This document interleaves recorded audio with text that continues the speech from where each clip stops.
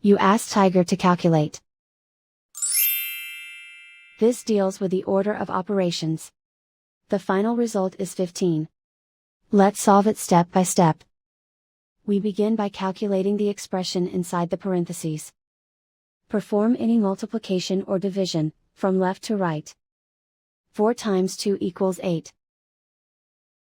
Calculate any addition or subtraction, from left to right. 11 minus 8 equals 3.